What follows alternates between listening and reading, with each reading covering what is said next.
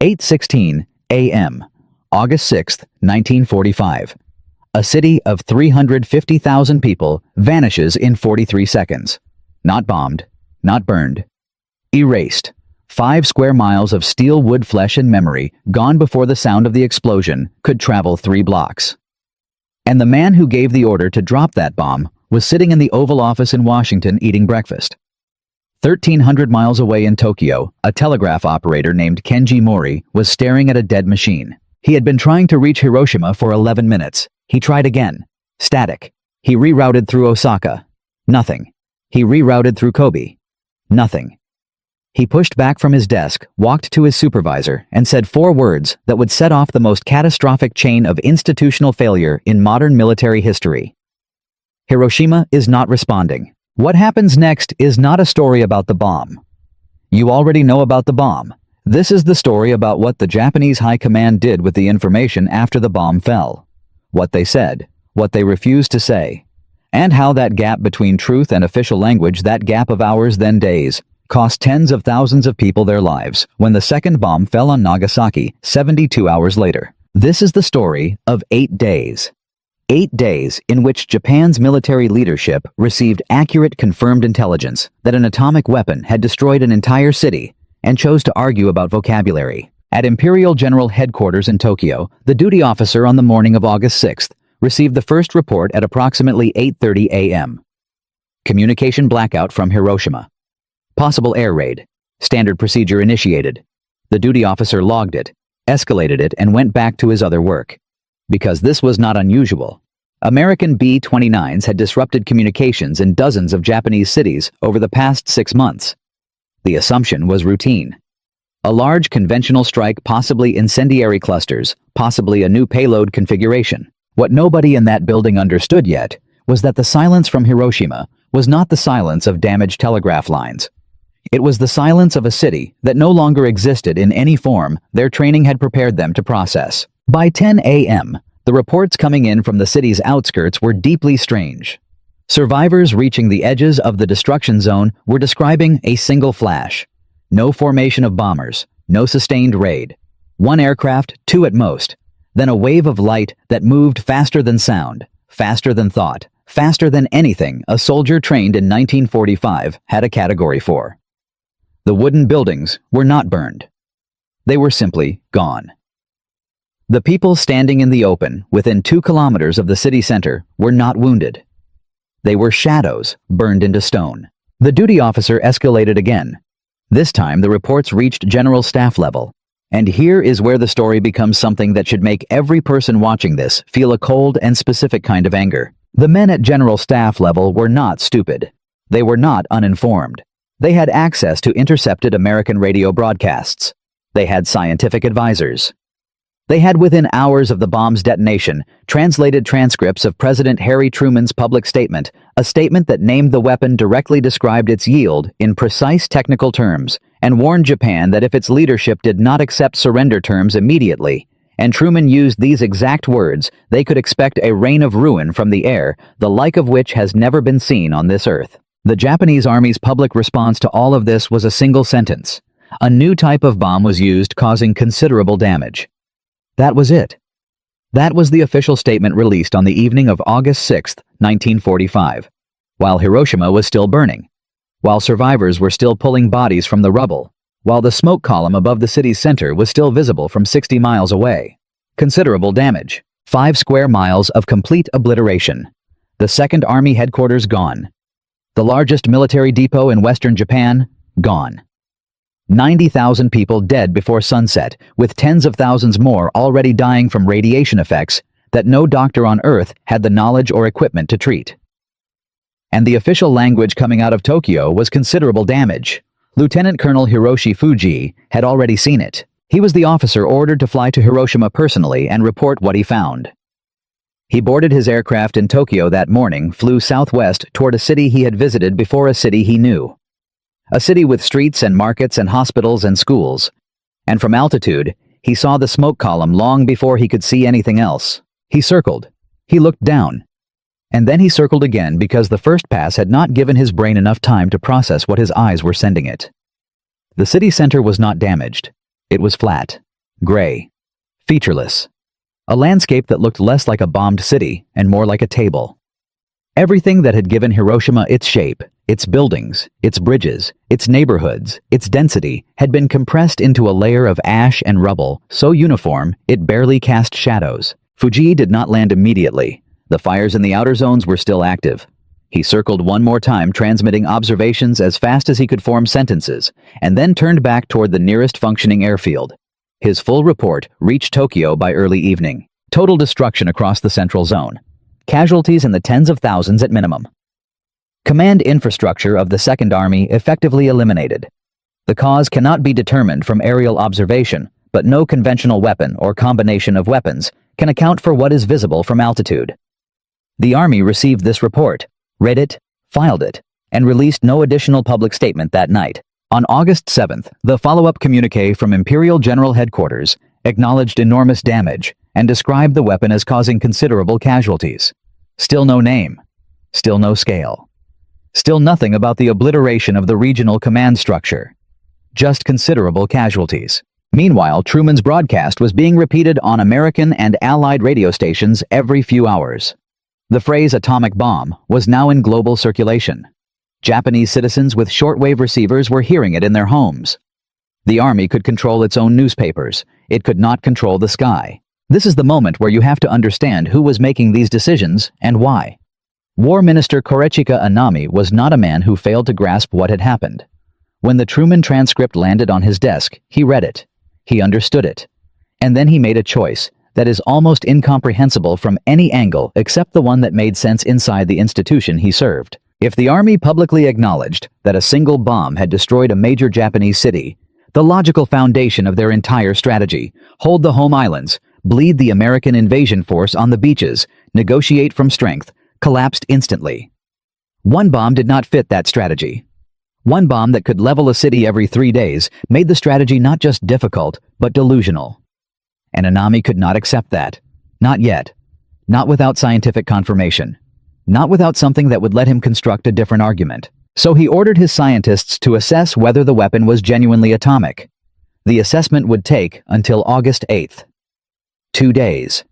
2 days in which the official position remained unchanged, in which no additional information reached the Japanese public, in which the gap between what was known at the command level and what was being said publicly grew wider and wider. Foreign Minister Shigenori Togo was reading the same transcripts, sitting in the same government, and arriving at a completely different conclusion.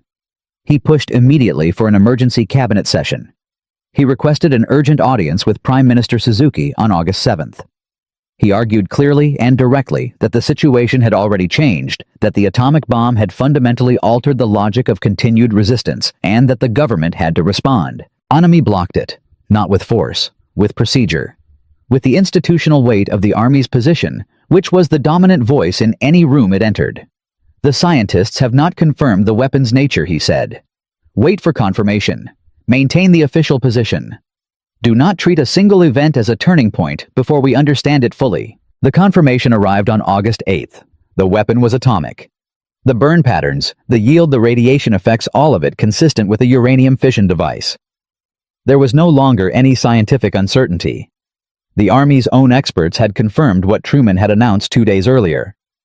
Anami received the confirmation, gathered the cabinet, and in the meeting that followed argued again for continuing the war. At the exact moment that argument was being made in Tokyo, Soviet forces were crossing into Manchuria. The largest remaining Japanese field army was about to be hit on multiple fronts by a force that had just finished destroying the German military. And 18 hours after that cabinet meeting ended, without a decision, a second atomic bomb fell on Nagasaki. The Army had spent 3 days arguing about one bomb. Now there were 2. And the cost of those 3 days, the human cost counted in the bodies of Nagasaki, was only beginning to be understood. In Part 1, we watched Japan's military leadership receive confirmation of the most destructive weapon in human history and respond with 4 lines in a war diary. The Army's scientists had confirmed it. The bomb was atomic. Hiroshima was gone. And War Minister Anami sat in a cabinet meeting on August 8th and argued with complete seriousness for continuing the war. But here is what we did not tell you yet. While Anami was making that argument, Foreign Minister Togo was doing the math. 2 atomic bombs, a Soviet invasion from the north, an American invasion force assembling in the Pacific, and a military leadership that had spent 3 days arguing about vocabulary. Togo understood something that Anami refused to accept. Japan was not negotiating from strength anymore. Japan was negotiating from the edge of extinction, and the clock was moving faster than the cabinet. Here is the number that should stop you cold. Between the moment Japan's army confirmed the atomic nature of the Hiroshima bomb on August 8th and the moment the second bomb fell on Nagasaki on August 9th, exactly 19 hours and 2 minutes passed. 19 hours in which the Supreme War Council met, argued, deadlocked, and adjourned without a decision. 19 hours that Nagasaki did not have. And this is where things got significantly worse. The men blocking Japan's surrender were not stupid. That is the detail history tends to gloss over, because it makes the story more complicated and less satisfying. War Minister Anami was not ignorant, not delusional, not disconnected from reality. He was a decorated military commander who understood the situation with painful clarity. He simply believed with the kind of institutional conviction that comes from spending an entire career inside one system that the system's logic still held. The Army's strategy since spring 1945 had been built on a single premise: make the American invasion of the Japanese home islands so costly, so brutal, so saturated with Japanese blood, and American blood both, that Washington would negotiate rather than continue. The operation had a name, Ketsu Go, and the numbers behind it were not fantasy. American planners estimated casualties in the hundreds of thousands for Operation Downfall. Some estimates went higher. The beaches of Kyushu were being prepared with every weapon Japan had left: kamikaze aircraft, suicide boats, soldiers armed with bamboo spears ordered to throw themselves under American tanks. Anami believed the Americans would blink first. He believed this even after Hiroshima. He believed it even after the Army's own scientists confirmed the atomic weapon. Because in his framework, one bomb, even an atomic bomb, did not change the fundamental equation of an invasion. It changed the scale of air attack. It did not change the calculation on the beaches. If we surrender now, Anami told the cabinet on August 9th, we surrender before the invasion has been tested. We give up our only leverage before we know what it costs them. Togo's response was direct. Minister Anami, they have demonstrated they do not need an invasion. They can destroy a city every 3 days with a single aircraft. There is nothing left to test. The room did not resolve. It never resolved when those 2 men were in it. That was the structural problem. Japan's Supreme War Council, the Big Six, required consensus for major decisions. 3 members supported exploring surrender. 3 opposed it. A system designed to prevent rash unilateral action had become a machine for producing paralysis at the worst possible moment in the nation's history. Meanwhile, the Soviet Union had crossed into Manchuria. This detail tends to get lost in the atomic bomb narrative, but the men in that cabinet room understood its weight immediately. The Kwantung Army, Japan's largest remaining field force, the institution that had conquered Manchuria, the backbone of Japanese military power in Asia, was being hit on multiple fronts simultaneously by a Soviet force that had just finished destroying the Wehrmacht. Not weakened German divisions. The core of the Red Army transferred east, rested, resupplied, and now moving at a pace the Kwantung Army could not match. Japan had been counting on Soviet neutrality, not as a hope, as a strategy. There had been quiet diplomatic feelers through Moscow for months, attempts to use Soviet mediation to reach a negotiated settlement with the Americans. Those feelers were now irrelevant. The Soviets were not mediators. They were a third front. Togo saw the full picture and moved faster. On August 9th, he did not wait for another cabinet deadlock. He went to Lord Keeper of the Privy Seal Koichi Kido, the man closest to Emperor Hirohito, and made an argument that bypassed the military entirely. The constitutional framework of Japan gave the emperor ultimate authority. That authority was almost never exercised directly. The entire political system had evolved to operate without it. But the mechanism existed. If the emperor spoke formally in an imperial conference, his word could not be procedurally blocked by a deadlocked council. Kido understood.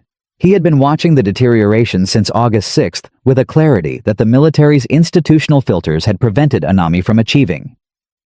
He drafted the proposal for an imperial conference that same day. The conference was called for just after midnight, the early hours of August 10th, in a bunker beneath the imperial palace. The men who filed into that room carried the full weight of what had happened in the preceding 4 days.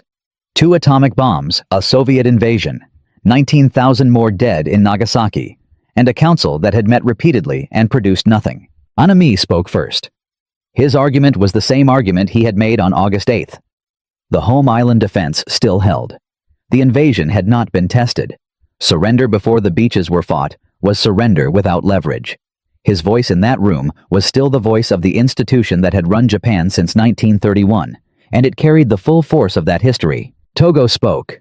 His argument was also the same, but the evidence behind it had grown by 1 destroyed city and 1 Soviet invasion since he had last made it. The room could not resolve itself.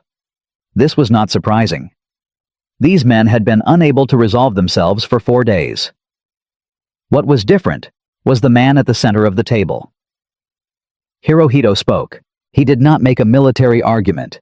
He did not make a strategic argument. He spoke about reality as he understood it, which was this. The plan to defend the home islands required soldiers who could fight civilians, who could survive, and a country that would exist after the war ended. He was not certain, he said, that any of those conditions still obtained.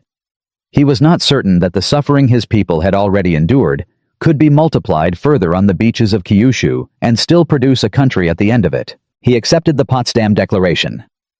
1 condition: the preservation of the imperial institution. The emperor must remain. The transmission went out through Switzerland and Sweden on August 10th. The American response arrived on August 11th. The emperor would remain, but his authority would be subject to the supreme commander of Allied powers. Not unconditional preservation, but preservation. The debate inside the cabinet continued even after that. A faction within the army still argued for rejection. There were officers openly discussing refusal to implement surrender orders, continuation of resistance regardless of government decisions. The system that had produced paralysis for 4 days now produced something more dangerous. Men who had decided that the emperor's word formally spoken was less authoritative than their own conviction. On the night of August 14th, a group of junior officers moved through the imperial palace, attempting to seize the recorded surrender rescript before it could be broadcast. They searched for hours. They did not find it. The coup collapsed by morning, but the fact of it, the fact that it happened at all, tells you something important about the institution that had managed Japan's war. These were not rogue actors. They were products of a culture that had spent years teaching its soldiers that institutional survival was more important than any individual decision, any individual order, any individual life. The same culture that had spent 8 days arguing about vocabulary while cities burned had also produced men who believed that preventing surrender was worth a coup attempt inside the imperial palace. They failed. The recording was found. The broadcast went forward. At noon on August 15th, Japanese radio played the emperor's voice for the first time in the nation's history. He spoke of a new and most cruel bomb. He spoke of enduring the unendurable. He did not say the word surrender. Even in the final statement, the gap between official language and plain reality held. War Minister Anami did not hear the broadcast. He had taken his own life in the early hours of August 15th before it aired. His farewell note expressed apology to the emperor. It asked forgiveness for his errors. It did not recant his position on the war. Even at the end, the institution spoke louder than the evidence. The 8 days between August 6th and August 14th cost Hiroshima between 90,000 and 166,000 lives by the end of 1945. They cost Nagasaki between 60,000 and 80,000 more. These numbers are not precise. The destruction of records, the displacement of survivors, and the scale of the damage made exact accounting impossible then, and remain so now. What is precisely documented is this: by August 8th, Japan's military leadership had full scientific confirmation of what had struck Hiroshima. They understood the weapon. They understood the Soviets were moving. They understood the second bomb meant the first was not an anomaly. Understanding was present. The decision to treat that understanding as a reason to continue arguing, rather than a reason to act, was a choice, made by men who knew exactly what they were choosing. The cities paid the cost. The institutions survived. And the men who ran those institutions spent the rest of the war, and in some cases, the rest of their lives, never quite admitting the connection between those two facts. In Part 1, we watched Japan's high command receive confirmation of an atomic weapon and respond with bureaucratic paralysis. In Part 2, We watched that paralysis hold through a second bomb, a Soviet invasion, and a cabinet deadlock that only broke when the emperor himself intervened. But there is a third story inside those 8 days. One that history tends to skip because it does not fit neatly into the narrative of bombs and surrender. It is the story of what happened inside Hiroshima itself, on the ground, in the hours and days after the flash, where ordinary people, survivors, doctors, soldiers, and rescue workers encountered a weapon that nobody had trained them to survive and had to make decisions without any framework for what they were seeing. Here is the number.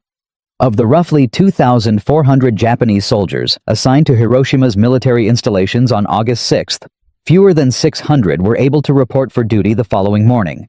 And of those 600, an unknown number were already dying from radiation effects that would not be formally understood by Japanese medical authorities for weeks. The weapon had been dropped. The cabinet was arguing. And in Hiroshima, people were trying to help the dying with no information, no equipment, and no language for what was killing them. This is where the story becomes something the official record cannot fully contain. Mikio Hirota was a 23-year-old medical orderly stationed at Hiroshima's 2nd Army Field Hospital on the morning of August 6th. He was not a doctor. He had completed 3 months of field medicine training and had been assigned to the hospital primarily because he could read well enough to maintain pharmaceutical records. His job that morning was inventory, counting bandages, logging morphine supplies, standard work. The flash came through the window before the sound did. He described it later in testimony gathered by American researchers in 1946 as the inside of the building becoming white. Not bright, white. As though the air itself had been replaced by something luminous and total. Then the pressure wave hit the walls and the building, which was reinforced concrete, and one of the structures that partially survived shook in a way he said felt less like an explosion and more like the earth changing shape beneath it. He was not seriously injured. That was luck of position. He had been standing in a corridor away from the windows when the detonation occurred. Many of the patients already in the wards were not as fortunate. The pressure wave drove glass horizontally through anyone near an unshuttered window. The field hospital, designed to treat conventional war wounds, became in approximately 4 seconds a casualty site of its own. Hirota did what his training told him to do. He began triage. He moved through the wards, assessing who needed immediate attention, who could wait, who could not be helped. This was the framework he had. This was what 3 months of training had given him. Categorize, prioritize, act. The problem was that the categories did not work. The patients coming in from outside, from the streets, from collapsed buildings, from the burning zones at the edge of the blast radius, did not present with wounds his training had named. They had burns unlike any burn pattern in his manual. Not the localized burns of incendiary attack, where fire contacts skin in a linear or scattered pattern. These burns were directional. One side of a person's body completely destroyed, the other side untouched. As though the heat had come from a single point in the sky and traveled in a straight line through everything between that point and the person's exposed surface. Some survivors had no visible wounds at all. They walked into the hospital under their own power, reported feeling unwell, and within hours their hair began falling out and they could not stop vomiting. Hirota had no category for this. Nothing in his training described a wound that produced no external damage and killed from the inside. He treated what he could treat. Burns got bandaging where there were bandages. Pain got morphine where there was morphine. Both supplies were gone within 3 hours of the detonation. After that, he did what every surviving medical worker in Hiroshima was doing that day. He used water. He used whatever fabric could be torn into strips. He talked to people. He held hands. He kept moving because stopping meant acknowledging that the scale of what surrounded him was beyond any response he was capable of mounting. By late afternoon, the hospital had received more patients than it had treated in the previous 6 months combined.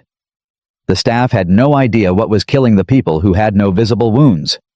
They had no idea that the invisible component of the weapon, the radiation, was already inside everyone who had been within a kilometer of the hypocenter, working through their bodies at a cellular level that 1945 medicine could not detect, measure, or treat. The Japanese government's official communication about the bomb's effects, released on August 7th, mentioned fire and blast damage. It mentioned considerable casualties. It did not mention radiation, because the Army did not yet understand radiation as a category of damage, because the scientific assessment was still in progress, because the official language was still being managed.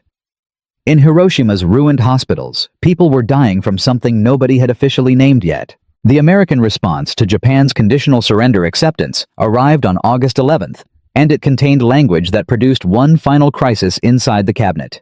The emperor would remain, but his authority would be subject to the supreme commander of Allied powers. This was not the clean preservation the military faction had held out for.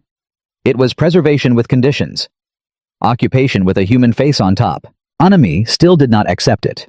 Not publicly, not procedurally, but in meeting after meeting. On August 12th and 13th, he continued to probe for alternatives. Continued to ask whether the terms could be rejected or renegotiated. Continued to construct arguments for why the situation had not yet reached the point of no return. The men around him were running out of patience and running out of time. The decisive meeting came on August 14th. Hirohito convened another imperial conference. He had already spoken on August 10th.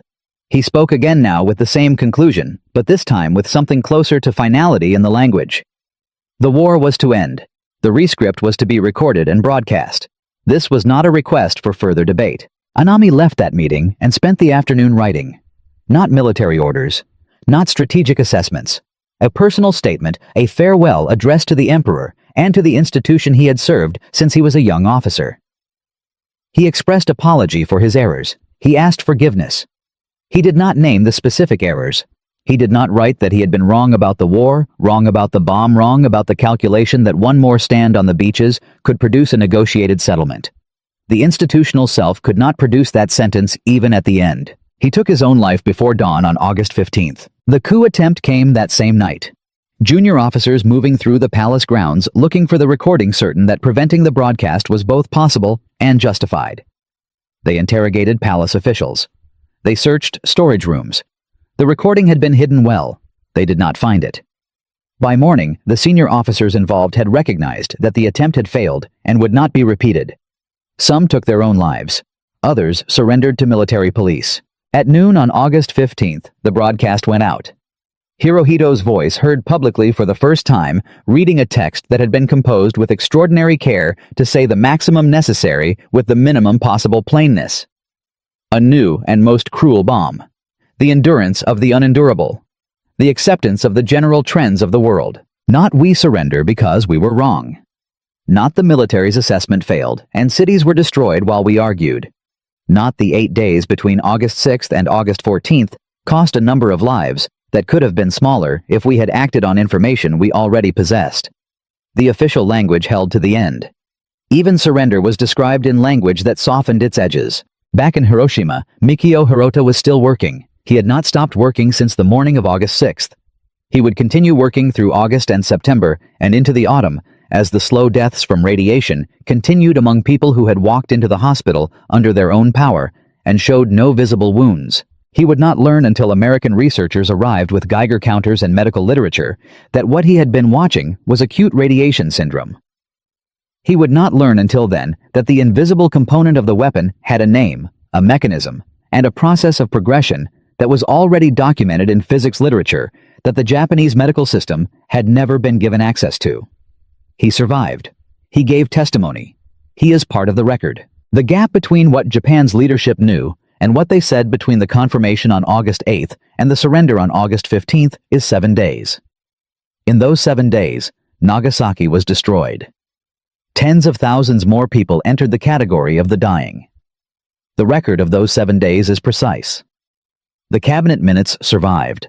The war diaries survived. The testimonies of the participants survived. What they show is not a mystery. It is a choice made by men who understood the situation to prioritize the survival of the institutional position over the survival of the people the institution nominally existed to protect. The cities burned. The argument continued. And somewhere in the ruins of Hiroshima, a 23-year-old medical orderly kept tearing fabric into strips and holding the hands of people who were dying from something nobody had officially named yet. That is the story the 4 lines in the war diary did not tell. We have spent 3 parts inside 8 days.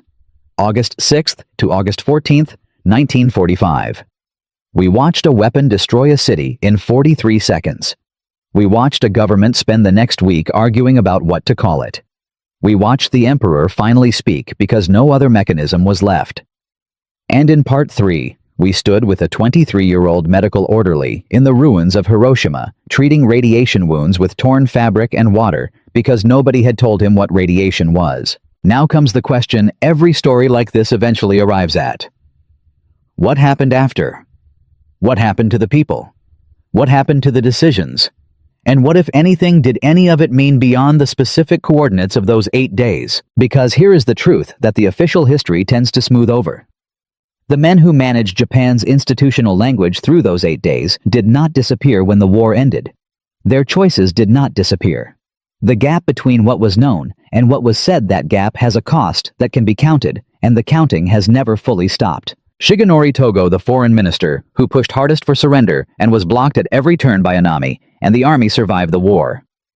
He gave detailed testimony at the Tokyo War Crimes Tribunal about the cabinet meetings, the deadlocks, the arguments he made, and the arguments that overruled him. The tribunal convicted him of crimes against peace for his role in Japan's pre-war diplomacy and sentenced him to 20 years. He died in prison in 1955, years after the war ended, 5 years after the surrender he had fought for finally came. He did not live to see his parole date. Koichi Kido, the man who found the constitutional mechanism to break the deadlock, who drafted the proposal for the Imperial Conference that finally produced the Emperor's decision, received a life sentence. He was paroled in 1955. He lived until 1977, long enough to watch Japan rebuild itself into an economic power on the rubble of the cities the Army's institutional paralysis had failed to protect. General Shunroku Hata, commander of the Second Army, survived Hiroshima because he was at a location on the city's edge at the moment of detonation. Every member of his forward staff died within 400 meters of their posts. Hata was convicted at the tribunal and sentenced to life imprisonment, later paroled. He lived until 1962. For the rest of his life, he was one of the few senior officers who had been physically present in Hiroshima when the bomb fell, who had seen what the Army's language had described as considerable damage, and who knew with the specific knowledge of a man who had stood in the rubble and looked at it exactly what those words had been worth. And then there was Mikio Hirota, the 23-year-old medical orderly who appears in the American research records from 1946, who gave testimony about what he had treated in the hours after the bomb, who described the burns and the hair loss and the vomiting and the deaths from invisible wounds. He was not a general. He was not a cabinet minister. He held no rank that appears in the official histories. The American researchers found him because he had continued working in what remained of the hospital network through the occupation period, cataloging cases, maintaining records in the careful way his original training had taught him. His testimony became part of the Atomic Bomb Casualty Commission's foundational research. The ABCC, established in 1947, was the first systematic medical study of radiation effects on human survivors. Much of what they documented in their early years, the progression of acute radiation syndrome, the latency period between exposure and visible symptoms, the specific burn patterns directional heat produces on the human body, was already visible in the accounts of survivors like Hirota, who had watched all of it happen without understanding its mechanism. He was not credited by name in the major ABCC publications. That is not unusual. Survivor testimony in large medical studies rarely carries individual attribution. But the patterns he described in 1946 are the same patterns that appear in the foundational literature on radiation medicine that shaped everything that followed nuclear safety protocols, emergency response procedures, the training of medical personnel who would later work near reactors and test sites, and the civilian nuclear infrastructure that grew from the same physics that produced the bomb. Hirota's particular contribution was not a discovery, but then respond to the reality the position was created to address. The tendency to treat language as a substitute for action when action threatens the framework. The 8 days between the bomb and the broadcast are a precise documented case study in what that tendency costs when the stakes are the highest possible. 2 cities. 250,000 dead by the end of 1945, with estimates reaching higher when the radiation deaths of subsequent years are included. A surrender that came 8 days after the information that should have produced it was already in hand. Now here is the detail that most accounts of this story omit. And it is the detail that, once you know it, changes how you read the official language of those 8 days. The War Diary of Imperial General Headquarters for August 6, 1945. The document that records Japan's military leadership's initial response to the destruction of Hiroshima describes the event in 4 lines. 4 lines for the obliteration of a city of 350,000 people. The entry notes communication loss. A report of a large explosion. The dispatch of an investigative officer. It does not describe the weapon. It does not estimate casualties. It does not note that the Second Army's command structure has been eliminated. 4 lines. That document is publicly available. It is held in the Japan Center for Asian Historical Records, accessible online. Anyone can read it. The 4 lines are exactly as described. And next to it in the same archive is Fuji's full report, the detailed aerial account of total destruction that arrived at General Headquarters that same evening. The full report exists. The 4-line diary entry exists. Both were created by the same institution on the same day in response to the same event. The gap between them is not a gap of information. It is a gap of institutional will. And that gap, precisely documented, permanently archived, freely accessible, is the most important thing those 8 days left behind. Not the bomb. The bomb was physics, not the surrender. The surrender was inevitable once the Emperor spoke. The most important legacy of August 6th through August 14th, 1945, is the 4-line war diary entry sitting next to the full report of the city. It failed to describe as a precise and permanent record of what institutions do when reality threatens the framework more than the problem does. Mikio Hirota kept working with torn fabric and water because that was what he had. It was documentation.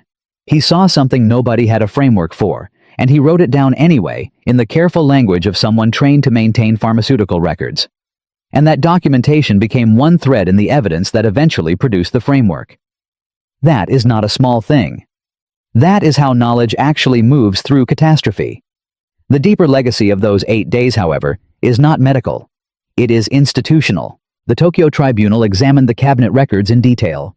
The testimonies of surviving ministers reconstructed the deliberations with enough precision that historians have been able to trace meeting by meeting the exact point at which available information stopped producing appropriate action. And what they found is not unique to Japan in 1945. It is a pattern that appears in institutional failures across different systems and different centuries, and understanding it is the reason this particular story is worth telling 60 years after the war ended. The pattern is this. Institutions under pressure do not fail because information is absent. They fail because the available information threatens the institutional framework more than the problem it describes. War Minister Onami did not lack information about Hiroshima. He had Fuji's aerial report. He had survivor testimony. He had his own scientist's confirmation. What he lacked was a framework in which that information could produce action without destroying the institutional logic he had spent his career defending. So the information was received and classified and debated and used as the subject of further delay, because delay was the only response the framework could generate. This is not a story about cowardice. Onami was not a coward. He died before sunrise on August 15th, by his own hand, following the code of conduct his institution had given him, accepting responsibility in the only form that code recognized. That is not cowardice. It is something more complicated and more troubling, a man so completely formed by an institution that he could not act outside its logic, even when the evidence demanded it, and could not survive outside it when the logic finally failed. The institutions that failed Japan in August 1945 were not unique to Japan. Every large organization, military, governmental, corporate, contains the same structural vulnerability. The tendency to manage information rather than act on it. The tendency to protect the institutional position rather. He documented what he saw because that was what his training gave him. He did not have the power to change the cabinet's language, or break the army's deadlock, or stop the second bomb from falling on Nagasaki. He had a record book and the discipline to keep filling it. The people who had the power to act had all the information they needed by August 8th. They chose the 4-line entry. The cities paid the difference. That is why this story is worth telling. Not because the outcome was surprising. Because the mechanism that produced it is still running in different institutions in different languages in different centuries. And the only thing that has ever interrupted that mechanism is the kind of documentation that a 23-year-old medical orderly with a record book kept producing while the cabinet argued about vocabulary in Tokyo. Write it down. Even when nobody has given you the framework for what you are seeing, especially then.